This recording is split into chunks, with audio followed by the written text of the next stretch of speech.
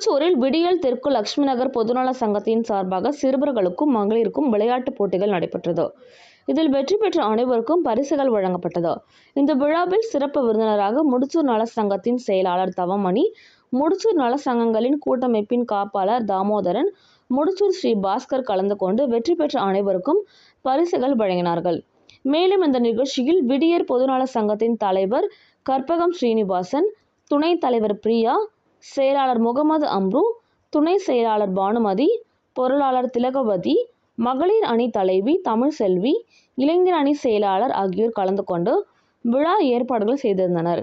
பின்னர் சிறப்பு விருந்தினர்களை வரவேற்றனர். மேலும் இந்த நிகழ்ச்சியில் சங்க பொதுக்குழு உறுப்பினர்கள் செய்யது அபுபக்கர், முகமது அபுசர், விஜய் கணேசன், புவனேஸ்வரி அம்மாள், சுமதி, நாகஜோதி, நாககஸ்தூரி, கார்த்திகா, சிவசக்தி, ஃபாத்திமா, அனீஸ், ஃபாத்திமா மற்றும் சங்க நிர்வாகிகள் சங்கீதா, நித்யா, துரைராஜ், ஜார்ஜ், பாலமுருகன், பாஸ்கர் மற்றும் பொதுமக்கள் அனைவரும் கலந்து கொண்டு விடியல் தெற்கு லட்சுமி நகர் பொதுநல சங்கத்தின் முதல் விழா சிறப்பாக கொண்டாடினார்கள்.